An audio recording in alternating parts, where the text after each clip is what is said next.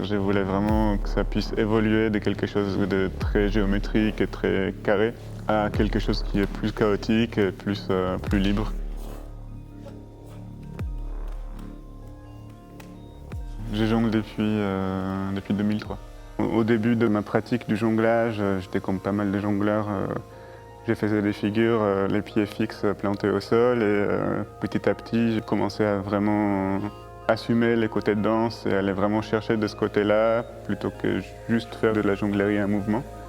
Le spectacle parle de pression sociale à travers notre rapport au groupe et à nos différences. Est-ce qu'on les dévoile? Comment les groupes réagissent aux différences qui sont visibles? Par exemple, quand j'interviens en école, je vois très bien comment les regards des autres peuvent impacter physiquement quelqu'un qui commence à apprécier, à bien faire ce qu'on propose en jonglerie dansée.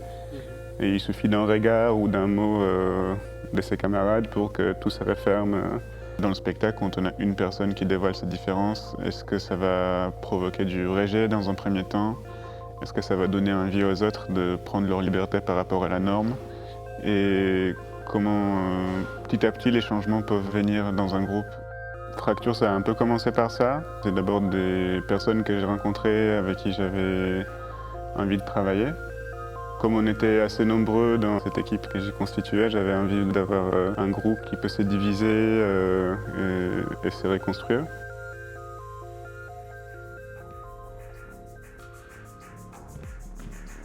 Les propos dialoguent beaucoup avec la matière jonglistique et chorégraphique. Ce thème de la pression sociale est intéressant à aborder parce qu'elle va un peu à l'encontre de ce qui raconte naturellement le travail qu'on fait, qui est de mélanger la jonglerie et la danse contact avec beaucoup de portées, beaucoup de mouvements où on est interdépendant avec des contrepoids, etc. Qu'on les veuille ou non, il y a une entraide qui se dégage de ça. Et je trouvais ça intéressant justement de commencer avec les contraires, avec un groupe qui va plutôt restreindre les mouvements plutôt que de les amplifier, comme on a tendance à faire avec le travail de partnering et danse contact.